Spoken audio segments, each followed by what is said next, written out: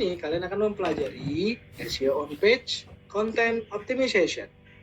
Bareng aku Antonius Putu, SEO and ASO Manager Transfast. Apa aja yang akan kita pelajari di video ini? Nah, kita langsung masuk ke bagian internal linking aja ya kali ya. Ini ada content optimization, ini ada beberapa part yang mungkin kalian wajib coba praktekkan. Karena ini terkait dengan video e-learning sebelumnya dan ini langsung ke praktikalnya gitu. Misalnya di sini kita akan bahas internal linking. Internal linking itu adalah bisa dibilang tautan apapun yang ada di dalam sebuah halaman website yang berkaitan dengan konten tersebut. Misalnya kalian sedang baca berita A gitu tentang Pilpres, maka konten internal linking lainnya bisa aja tentang KPU misalnya, atau tentang calon presiden, calon wakil presiden, dan seterusnya. Atau bisa juga gitu, ada beberapa tipe yang ada di internal linking. Misalnya di sini ada menu, ada sidebar, ada banner, atau read more atau read also. Kalau kalian suka baca media pasti sering banget nih artikel terkait, atau misalnya baca juga gitu, atau misalnya menunya ada macam-macam nih, ada menu, ada sub menu, atau bahkan di sebelah kanan ada banner, baca juga artikel tentang ini, misalnya lagi ada highlight tentang ini, atau lagi ada artis yang ketangkap narkoba misalnya. Nah, itu semua ada di bagian internal linking karena dia berpindah dari satu halaman ke halaman yang lain, tapi masih dalam satu domain yang sama.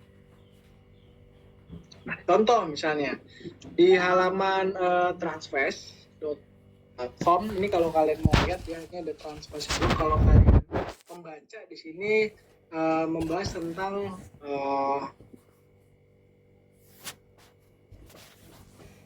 working permit gitu. Jadi di sini ada jenis-jenisnya. Di sini kita ada beberapa internal linking. Contohnya ya, di atas tuh ada tinggal di luar negeri, atau kategorinya itu ada tinggal di luar negeri. Terus ada judul, terus tuh di bawahnya ada breadcrumb kayak home, ada kategori dan detail artikel. Terus di sebelah kanannya itu ada yang language switcher, bahasa Indonesia, ada konten bahasa Indonesia, ada konten bahasa Inggris, versi Inggrisnya. Terus di dalam body artikelnya itu ada topik pilihan di sebelah kanan. Topiknya mau apa? Bisnis, inspirasi, tinggal di luar negeri, info, keuangan, atau tips traveling. Atau misalnya di dalam inline sama body artikel kontennya itu ada baca juga artikel yang terkait. Misalkan kalau di sini ngomongin permit, berarti yang paling berkait adalah konten tentang gaji TKI dan TKW. Di sini tinggal disesuaikan aja kalian punyanya konten apa, jadi disesuaikan, jangan internal link itu tidak relevan gitu. Kayak misalnya tiba-tiba kalian taruh di sini tentang sepak bola gitu misalnya gitu. Ini kan terlalu belok ya, kayak transfer pemain dari Manchester United ke Arsenal. Itu kan terlalu belok ya. Nah, intinya internal linking itu fungsinya untuk mendirect atau mengkorelasikan antara satu halaman dengan halaman yang lain yang tentunya terkait dan berada di dalam satu domain yang sama gitu. Terus konten gambar dan juga video. Jadi karena fully konten ya, kita akan bahas semua jenis konten ya. Tadi kan internal link berkaitan dengan konten artikel yang dikonekin antara satu dengan yang lainnya. Terus kalau di konten gambar dan video ini ada beberapa ya. Kalau kita ngomongin tentang gambar, kadang Google tuh memberikan gambar yang mungkin sesuai atau kadang mungkin tidak. Tapi intinya Google memberikan informasi tentang hasil pencarian gambar berdasarkan kata kuncinya gitu. Makanya sebenarnya penting banget buat kita kalau kita mengoptimalkan konten asetnya, terutama gambar dan video gitu. Misalnya di sini adalah gambar gitu. Di image optimization itu ada beberapa tahapan yang kalian bisa lakukan. Misalnya ya, di image optimization kalian tuh harus pilih gambar yang tepat gitu. Bukan gambar yang ngasal, gambar yang tepat gitu. Kalau artikel tentang ngicuk atau kucing, ya udah gambarnya harus ngicuk atau kucing. Jangan misalnya gambarnya kalian ganti dengan kobra. Terus yang kedua adalah jangan lupa tambahkan teks dan deskripsi. Kalau kalian pakai WordPress itu udah ada kolom description-nya, tinggal kalian isi aja. Description Is not a caption ya, beda ya, deskripsi, caption, title, itu beda. Biasanya di WordPress tuh ada 3 kolom, itu tiga-tiganya harus diisi dengan, terserah sih kalian mau tulis yang sama atau beda. Nah terus description ada alternative text dan title text, itu kolom yang berbeda, tapi kalian bisa isi dalam satu waktu yang sama, karena biasanya itu ada di kolom yang sama juga gitu. Terus jangan lupa optimalkan nama file, karena basically nama file itu akan mengenerate URL.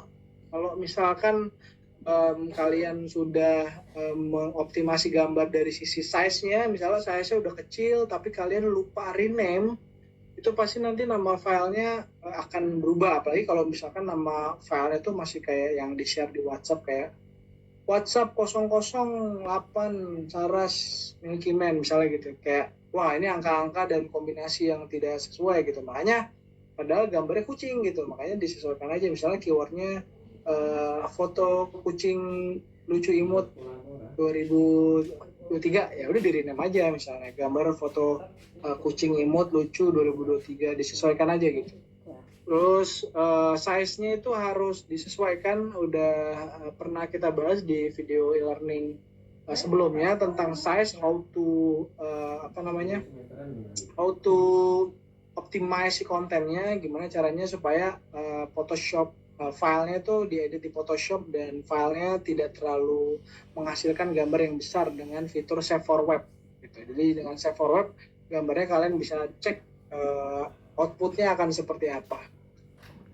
Terus jangan lupa juga untuk tambahkan data terstruktur. Nah, data terstruktur itu kayak meta lah. Kalau kalian bikin download video itu kan ada meta ya, kayak di folder tuh ada judulnya, ada tanggal rilisnya, atau misalnya ini pemiliknya siapa, uploadernya siapa, itu bisa kalian tambahkan sendiri di file dokumennya gitu. Tapi kalau dirasa itu memang menyulitkan dan bingung, sebenarnya ini hanya opsional aja supaya gambarnya bisa lebih optimal. Apalagi kalau kalian gambarnya itu karya kalian sendiri, terus ternyata itu license-nya ya license kalian sendiri, jangan sampai tiba-tiba digunakan orang, dipakai apalagi untuk kebutuhan komersil gitu. Jadi itu tuh pentingnya si data terstruktur tadi. Terus di aset lain yaitu video, ada beberapa ini juga, ada beberapa langkah yang bisa kalian lakukan. Putuskan tempat mengunggah video atau server. Ya ini udah pasti ya, the one and only, kalian pasti pakainya YouTube. Kalau kalian nggak pakai YouTube ya apa, paling Dailymotion ya atau apa, atau video kan sekarang udah nggak user generated content lagi ya, jadi udah konten original mereka sendiri. Kalau dulu kan mungkin masih bisa upload, sekarang kan udah nggak bisa gitu. Jelas ini YouTube, karena YouTube juga udah se-powerful itu. Kita mengupload, udah bisa upload thumbnail, description, hyperlink, icon, timestamp, jadi udah se-powerful itu. Jadi harusnya kalian udah nggak ada pilihan lain lagi kecuali kalian develop hosting atau server sendiri ya. Nah terus tambahkan transkrip, ini juga sebenarnya ada di platform kalau kalian mengaktifkannya, atau kalian bikin transkrip sendiri. Jangan lupa title dan deskripsi meta, kayak bikin judul, bikin description-nya, itu semua ada lah ya di YouTube. Terus untuk thumbnail bisa dibilang ini sekarang penting, karena thumbnail itu kalau kita videonya kita embed ke dalam sebuah website, maka thumbnail itu akan dibaca sebagai sebuah gambar yang ditarik dari YouTube dan diimplementasikan ke dalam sebuah halaman website. Makanya thumbnail itu sekarang sangat-sangat penting untuk dioptimasikan juga gitu, dari sisi penamaan nama gambar, ukuran, size-nya sama standarnya, jangan sampai lebih dari 200 kilobyte. Tapi kalau di YouTube kan kalian dikasih maksimal 2 megabyte, jangan lebih dari 2 megabyte lah bos, bocor nih server gitu. Jadi kurang lebih itu ya standar yang Google atau YouTube tuh minta untuk mengupload sebuah thumbnail YouTube. Terus pastikan video kita baik ya lah, itu wajib ya. Gak mungkin kita bikin video asal-asalan itu set pas di play on. Gimana caranya videonya itu secara quality oke ya, karena bayangkan kalau kita ditonton orang yang punya koneksi jelek, terus gambarnya renyek, udah videonya renyek, koneksinya renyek, makin hancur lah. Makanya kalau bisa videonya tuh oke lah, bagus. Tapi itu sebenarnya tergantung masing-masing sih ya, ini jenis kontennya apa. Kan kadang ada juga ya kontennya nggak bagus tapi rame-rame aja karena orang suka gitu. Jadi depends ya kalau ini selera. Intinya dari quality, maksudnya ini tuh harus yang HD lah minimal gitu. Terus jangan di hide videonya ya dong. Kalau misalkan di hide jadi nggak bisa di embed ke, jadi ngebacanya itu blank. Nah kalau itu udah dibaca blank, otomatis itu asetnya juga akan kebaca blank. Jadi di Google tuh akan ngebaca ini ada player video tapi blank. Maka akan sangat tidak optimal ketika nanti diindeks sama Google. Kalau bisa sih videonya di ini aja, dibuka aja, atau kalau emang di ini di unlisted aja.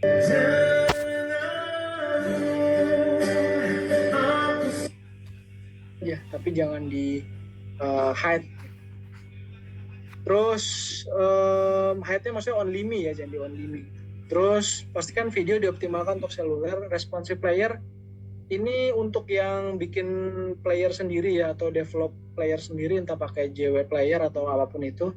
Tapi kalau pakai YouTube ini udah no worries ya, udah nggak ada masalah. Terus optimalisasi gambar dan video pada artikel ini ya, ini kurang lebih contohnya ya. Kalau mau ngecek coba deh lihat deh di Hitspec atau FN F12 kalau mau shortcut cepetnya. Terus lihat di situ gambarnya apakah gambar yang ada di halaman pertama itu sudah sesuai. Biasanya itu gambarnya akan menyesuaikan keywordnya gitu. Jadi penamaan gambarnya, terus optimize dari sisi penamaan dan juga alternative text atau title text itu judulnya akan menyesuaikan dengan keywordnya gitu. Nah, karena banyak orang mencari di gambar, tentunya pastikan kita kasih nama yang sesuai keyword. Ini berlaku untuk gambar dan video atau thumbnail video. Jadi cek kualitas HD gambar, video, serta file. Ini standar ya, teman-teman harus melakukan ini. Udah harga mati kalau kalian mau mengoptimalkan aset kalian gitu. Jangan tiba-tiba kalian foto yang masih dari DSLR, masih RAW yang nggak di retouch, itu masih 13 mega tuh hasilnya, langsung diupload aja, dihajar aja langsung ke website gitu. Itu kan server penuh, terus jadi masalah, loadingnya lama. Bayangkan orang cuma beli kuota harian 10 mega per hari misalnya. Nah, gambar kalian 13 mega, baru ngelot setengah, udah habis tuh kuota, padahal dia belum baca informasinya. Nah, gambarannya kayak gitu ya kurang lebih. Ya, walaupun nggak mungkin lah sekarang kayaknya yang pakai sehari beli kuota 10 MB lah ya. Oke, lanjut. Alternative text gitu. Ini alternative text kurang lebih yang kalian bakal temukan di WordPress. Kalau kalian biasa pakai WordPress, ketika kalian mengupload sebuah gambar, pasti akan ada kolom yang isinya tuh tentang alternative text gitu. Alternative text ini sebenarnya fungsinya untuk mendetek atau membantu untuk memberitahukan Google bahwa gambar ini relate sama keyword yang sedang kita optimize. Misalnya di sini homemade pizza, homemade pizza. Terus kita mau kasih alternative text-nya homemade pizza gitu, biar keyword homemade pizza-nya keluar gitu. Jadi alternative text-nya diisi aja homemade pizza gitu, atau homemade pizza murah lebih enak dari pizza ore misalnya. Jadi kalian bisa tambahkan sesuai alternative text kalian, karena alternative text itu nggak akan muncul di tampilan interface depan, dia hanya muncul di HTML saja. Maka dari itu ini bisa kelihatan dari Google Bot-nya gitu. Google Bot-nya akan mampir ke HTML, lalu akan lihat filenya, oke ternyata ini relate dan sesuai. Jadi tenang aja, nggak akan keluar di bagian interface depannya. Nah, kalau yang non WordPress ya, kalau non WordPress atau custom ya kalian tinggal sesuaikan aja sih, tambahin alternative text. Bilang ke front end developernya ya ini tinggal disesuaikan dong, mau ditambahin alternative text-nya gitu. Oke.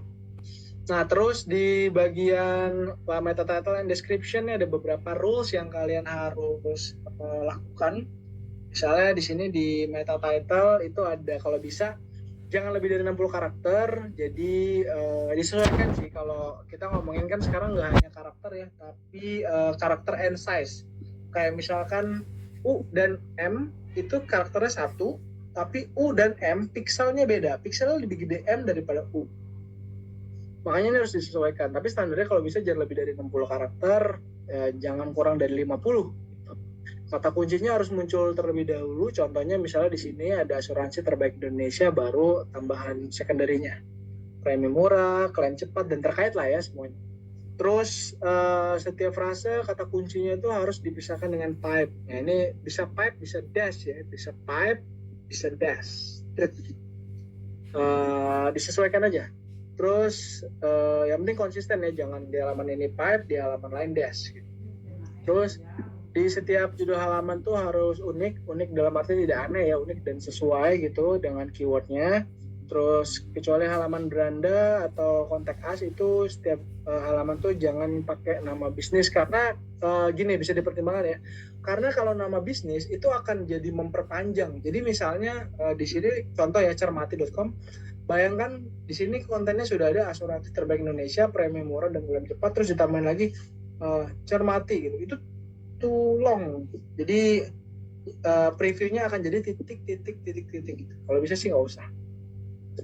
Terus sedangkan di meta description itu ada beberapa rows juga. Kalau bisa jangan di bawah 150 karakter, tapi jangan sampai cuma hanya 100 karakter atau bahkan less than 100 karakter. Jadi manfaatkan ruang yang ada, bikin crafting the description maximally. Jadi sesuaikan keywordnya, disesuaikan jumlah karakternya biar optimal, biar bagus. Kalau bisa ke cover seluruhnya, keyword utama, mungkin kalau ada tambahan secondary keyword, yang penting jangan kurang dari 100. Terus kata kuncinya itu harus dimasukin, ya tadi udah dibahas ya. Terus jangan lupa kasih alasan tuh, dalam arti kalian harus nge-create meta description yang powerful, yang bagus, jadi orang tuh seneng dan ingin ngeklik, karena ini berpengaruh ke click through rate kalian gitu, CTR kalian lah, rataan antara views, klik dibagi views kali 100%. Angkanya semakin tinggi berarti artikel kalian semakin clickable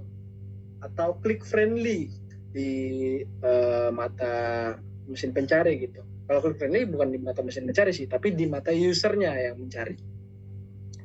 Terus jangan lupa sertakan kata kunci dalam format percakapan, jangan hanya menjejalkan kata kunci demi daftar aja gitu. Jadi ya percakapan ini bisa depends halamannya ya. Kalau kalian mau bikin pakai conversation kayak percakapan, kayak misalkan apakah kalian mengetahui apa itu giveaway?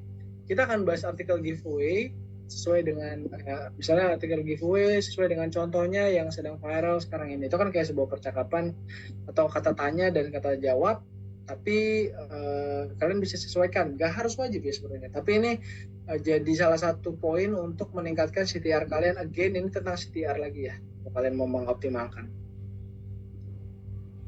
Terus nih penempatan meta title and description ini, kalau kalian pakai WordPress pasti udah nggak asing sama tools yang satu ini, adalah Yoast. Kalau kalian pernah mengoptimalkan judulnya supaya hijau, nggak terlalu merah, URL disesuaikan, atau URL atau slug ya, Snoop, ini bisa disesuaikan. Terus meta description-nya juga bisa disesuaikan. Terus nanti akan ada hasilnya seperti apa. Ya intinya gini ya, meta title dan description itu fungsinya untuk gimana caranya menampilkan halaman website kita di halaman Google atau halaman mesin pencari. Terus gimana caranya supaya title dan description kita itu mengandung kata kunci yang memang kita target. Jadi harus disesuaikan. Terus di bagian ini mencoba meta title and description, kalian bisa langsung ke Higher Visibility SERP Snippet Optimizer. Bisa kalian praktekkan sendiri nih di sini nih, title-nya, URL-nya mau diisi apa, description-nya mau kayak gimana, mau ditambahkan apa, rich snippet, atau mau ditambahkan date, atau mau ditambahkan apa, itu tinggal disesuaikan dengan kebutuhan kalian. Tapi intinya kalau kalian sudah mencoba, kalian akan makin lama akan makin tahu, bahkan udah nggak makin memerlukan tools ini untuk membuat meta title dan meta description. Jadi secara naluriah kalian udah mulai paham, oh ini kepanjangan nih, oh ini kependekan nih. Jikalau suatu saat kalian disuruh mengoptimalkan website yang tidak berbasis WordPress dan tidak menggunakan plugin yang menjelaskan atau membantu kita. Sebenarnya kayak Yoast atau ini kan sebenarnya membantu kita ya, tapi lama-kelamaan kalian akan terbiasa sih gitu. Terus ke taksonomi URL nih, apa itu taksonomi? Adalah sekelompok URL dengan atribut umum yang penting karena biasanya berbagi relevansi satu sama lain. Taksonomi itu penting banget gitu untuk proses apa ya, strukturisasi yang baik dari mata mesin pencari gitu. Contoh di sini penulisan taksonomi berdasarkan hierarki misalnya. Di sini ada National Geographic, terus ada kategori slash travel, itu biasanya slash kategori, lalu ada slash artikel,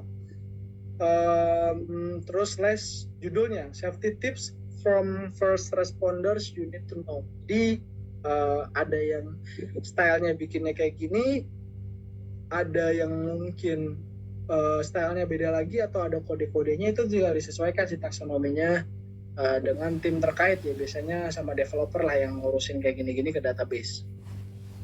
Terus gimana mengoptimalkan taksonomi URL-nya? Jangan lupa selalu tanamkan pertanyaan ini tuh scalable atau enggak. Terus ini tuh gampang buat user atau mesin pencari untuk ngecek gitu ya. Kalau taksonominya nggak rapi, nggak berantakan, pasti akan membingungkan. Terus apakah itu terkait dengan marketing channel? Kalau kalian misalkan punya artikel yang berkaitan dengan marketing promotion, apakah itu perlu dipisah atau perlu digabung? Itu juga harus disesuaikan dengan taksonomi URL secara the whole websitenya. Nah, bagaimana contohnya? Misalnya di sini ada yang contoh ke optimize mana yang kurang. Yang ke-optimize itu contohnya misalnya di sini ada transfer.com, ada slash countries slash detailnya. Jadi di situ ada halaman countries di mana halaman negaranya, karena transfer kan pengiriman uang ke luar negeri, lalu ada halaman daftar halaman negara-negaranya, lalu ada detailnya pengiriman uang ke negara-negaranya. Misalnya di sini contohnya Malaysia. Atau misalnya di Zenius dia punya paket belajar, jadi dia punya halaman slash kategori paket belajar, terus ada nama paket belajarnya, misalnya Zenius Activa contoh di sini. Atau misalnya media, contoh adntimes.com, ada slash kategori live, terus ada slash relationship. Ini berarti ada kategori, ada subkategori ya. Kalau yang atasnya kan nggak ada kategori, nggak ada subkategori. Ini ada live, ada slash relationship, ada slash nama penulisnya, Grace KR, atau slash judulnya gitu. Baru ini beda nih atasnya ya. Baru ini adalah contoh yang paling optimize gitu.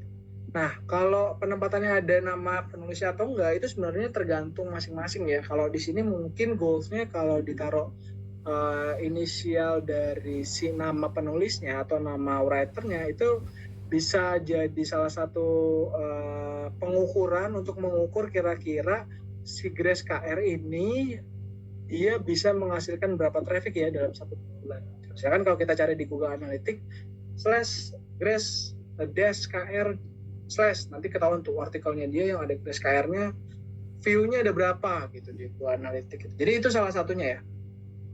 Nah, sedangkan bad URL taksonomi itu yang biasanya ada date-nya gitu. Ini contoh biasanya ada di blog gitu. Bukan berarti blog jelek ya. Tapi ini tidak optimize karena biasanya kalau SEO itu kontennya akan terus diperbarui. Bisa jadi kadang juga kita publish dengan artikel yang lebih fresh. Maka kalau URL-nya nggak bisa di custom, biasanya akan sangat sulit tuh karena artikelnya tetap terbaca artikel yang lama karena struktur URL-nya memang path-nya disesuaikan dengan date publish-nya. Nah, makanya sebenarnya disarankan better sih pakai website sendiri yang bisa fully custom Slack URL ya, daripada kalian pakai website yang tidak customable dari sisi URL Slack-nya. Nah, terus cek kualitas taksonomi URL ini bisa kalian cek di sites SEO saya check up. Ini gratis, cuma dibatasin sehari itu 1 atau 2 kalau nggak salah. Terus ini akan kelihatan hasil-hasilnya, SEO skornya berapa, yang failed berapa, yang warning berapa, yang pass tuh berapa gitu. Yang pass tuh udah oke lah, udah lewat lah gitu ya. Terus SEO friendly URL test itu bisa kelihatan di sini sudah oke atau belum, apa yang kurang, apa yang perbaharui gitu. Tapi kalau di sini hijau semua ya harusnya aman. Terus contoh di sini struktur heading tuh ada heading 2, misalnya di sini ada struktur heading. Ya teman-teman yang belum ngerti heading structure atau tag header itu adalah tag HTML ya. yang ngasih tahu browser itu kalau ini adalah sebuah hierarki, sama kayak kalau kalian bikin skripsi. Ada heading satunya, ada heading duanya, dan seterusnya dan seterusnya. Terus misalnya di sini ada judul, media cetak, tag header, hierarki, heading 1, heading 6, terus secara umum Google akan memahami konten artikel kita dari hierarkinya gitu. Heading 1 itu untuk title, heading 2 untuk subtitle, heading 3 untuk bullet point dan sebagainya gitu. Jadi intinya ini untuk membentuk strukturnya ya.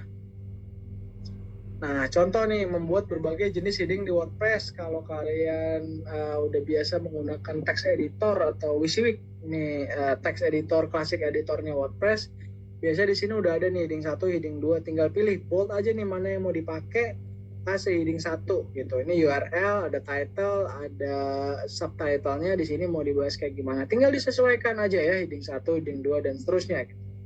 Nah, kalau misalnya teman-teman sudah biasa menggunakan apa ya, atau mungkin udah biasa pakai WordPress, tiba-tiba tuh teman-teman ganti tuh, jadi tidak menggunakan WordPress lagi gitu, atau menggunakan fully custom content management system atau CMS. Nah, kira-kira apa yang harus apa kalian bisa consider kepada tim yang mendevelop si editornya? Tentunya fitur yang wajib adalah si heading structure ini atau WYSIWYG-nya atau text editornya supaya disesuaikan dengan WordPress. Misalnya dengan kasih fitur untuk perubahan heading, atau misalnya untuk perubahan type font, atau misalnya untuk perubahan bold, italic, atau misalnya rata kiri, rata kanan. Ini standar yang ada di text editor lah gitu. Atau teman-teman yang biasa sudah pakai MS Word pasti udah tahu lah ya, ini tuh fitur standar banget yang bisa kalian pakai gitu. Kalau misalnya ada fitur yang mungkin tidak ada, kalian bisa install tambahannya aja tuh di di plugin untuk menambahkan beberapa fitur gitu. Ini kalau di WordPress ya. Kalau di non WordPress mungkin hasilnya akan beda lagi gitu. Jadi tinggal disesuaikan aja. Nah, terus untuk melihat contoh penerapan melalui website itu bisa diklik kanan dan inspect. Kalau teman-teman pakai Windows, tinggal Fn F12 aja, itu nanti dia akan langsung tampilannya kayak gini. Ini bisa di kanan, bisa di bawah, bisa di kiri, bisa disesuaikan lah, bisa di atas gitu. Cuma aneh sih kalau di atas. Nah, ini contohnya di kanan. Kalau kalian mau melihat strukturnya, misalnya ke artikel deh satu, terus mau inspect elemen gitu satu misalnya, terus nanti ada heading 1, heading 2, heading 3 dan seterusnya. Terus nanti kalian ingin melihat apakah ini heading structure-nya sudah sesuai atau belum misalnya. Kalau udah sesuai, kira-kira bakal kayak gimana ya, apakah harus ada yang dibetulkan atau tidak. Kalau misalkan tidak, ya udah biarin aja. Tapi kalau memang ada, ya udah kita langsung edit di text editornya. Balik ke slide yang sebelumnya, sebenarnya kalau ini belum sesuai heading structure-nya, tinggal disesuaikan aja dengan heading yang sebelumnya. Jadi ini sangat berpengaruh ketika kalian ingin mengaudit sebuah halaman website, terutama kalau misalkan kalian mau lihat nih, ini tuh kontennya sudah optimize dari kompetitor kita gitu ya, kompetitor kita tuh sudah oke atau belum. Kalau sudah, bisa kita tiru nggak ya? Kalau misalkan belum, ya udah berarti kita coba sendiri aja supaya artikel kita atau konten kita bisa lebih optimal. Nah, untuk cek kepadatan kata kunci di artikel itu kalian bisa pakai word counter. Nah, word counter ini memudahkan kita kalau kita mau menghitung jumlah katanya berapa atau jumlah karakternya berapa. Nanti kita bisa lihat di sebelah kanan tuh ada detailsnya tuh, kata-katanya apa yang paling banyak. Misalnya ada 2.200 karakter yang kita bikin. Terus di sini ada, bahkan di sini ada sentences, ada paragraph, reading level, reading time, speaking time. Terus ada keyword density-nya. Misalnya di sini ada One Piece. One Piece tuh ada berapa kali kesebut nih? Ada 5 misalnya dari 300 kata. Berarti ada sekitar 2%. Atau misalnya di sini ada manga ini, itu juga jumlahnya 5. Atau ini telah ada 5. Nah, ini tuh by default, by system udah auto kayak gini ya. Jadi kita nggak bisa menentukan atau menghitung jumlah katanya. Kalau mau menghitung jumlah katanya secara manual, ya kita tinggal tambahkan secara manualnya aja gitu di dalam teks yang sudah kita buat di sini gitu. Nah, ini ya rumusnya ya, kalau kita mau ngomongin density itu ada sekitar 2% sampai 4%. Jadi better kalau kalian nggak lebih dari 4% jumlah katanya dari density keseluruhan jumlah kata dari 300 ini ya. 326 kata jangan sampai lebih dari 4%, berarti jangan sampai lebih dari 10 kata gitu. Hanya kalau 300 kata ya kata-kata keywordnya kalau bisa ya di bawah 5 gitu, di bawah 5. Terus di bagian cek kualitas artikel, kalau kalian mau ngecek itu ada, ya ini bisa lihat ya, kalian bisa pakai berbagai tools, banyak kok tools, atau misalnya pakai dashboard gitu, content optimization. Ini ada fitur yang oke banget dan kalian bisa pakai gratis. Nanti kalau mau ngecek artikelnya tinggal masukin aja URL-nya. Nanti di sini ada content grade, topik coverage-nya, word count-nya berapa. Nah, terus nanti di sini ada kayak kayak dijelasin lah perintilannya tuh dari SERP, position satunya berapa, position 2, position 3, position 4 gitu. Again ya, ini harus kalian coba amati dan analisis. Peringkat 1 itu kenapa content grade-nya jelek tapi ternyata bagus, hasil rankingnya, apakah jumlah katanya, ataukah coverage-nya sudah bagus apa belum, ataukah misalnya topik coverage-nya banyak, atau content grade-nya apa, atau jumlah katanya, atau density-nya. Jadi nggak bisa kita pakai satu rumus terus plug, oke, kita analisa ini bagus ini jelek, jadi harus dicari turunannya lagi. Nah terus kalau kalian pakai SEMrush yang boleh yang pakai free atau berbayar tuh kalian bisa cek di Writing Assistant. Kalian bisa bikin kontennya dulu, misalnya setelah kontennya jadi masukkan ke sini, nanti dia akan menganalisa by engine ya, kontennya sudah bagus atau belum, scoringnya gimana, keyword sudah oke atau belum, apakah ada keyword yang harus ditambahkan, apakah ada keyword yang harus dipisah, dan sebagainya. Jadi ini tuh powerful banget dan kalian bisa coba langsung. Terus dicek website atau halaman dan konten di Google tuh kalian bisa melakukan pengecekan dengan ketik site.2 ya, site.2. Ini contohnya nih, site.2.